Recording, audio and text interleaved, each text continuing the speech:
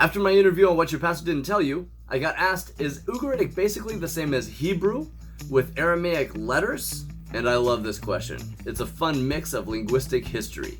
So let's go! The short answer is no. Hebrew is actually Hebrew with Aramaic letters. First, Ugaritic is a language discovered by archaeologists in the 1920s. It was the language of Ugaritic, which was in the northern Levant near the Holy Land. The tablets containing Ugaritic that survive today are very ancient. They were written before Solomon was even the king and before most of our biblical books were written.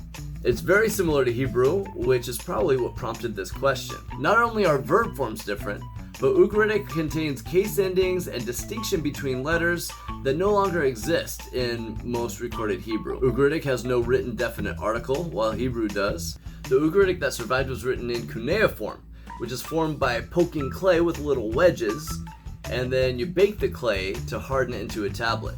Sumerian and Akkadian first used cuneiform with an extensive system of logograms and phonograms. Ugaritic, however, uses the later technique of an Aleph-Bet, or an alphabet. This makes it a lot easier to learn. When our Ugaritic texts were first written down, Akkadian was the lingua franca of the world. It makes sense that Ugaritic scribes would borrow from its writing system. 1,000 years later, Aramaic was the lingua franca of the world, and Hebrew scribes borrowed from its writing system.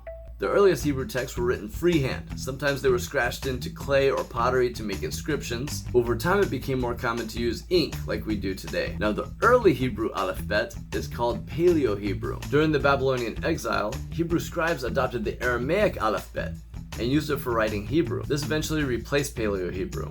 Even today, Hebrew is almost always written in the Aramaic Aleph-Bet. I hope you enjoyed this brief Q&A. We talked about some differences and overlap in various Semitic languages. Please like and subscribe and leave questions in the comments. Dr. Armstrong out.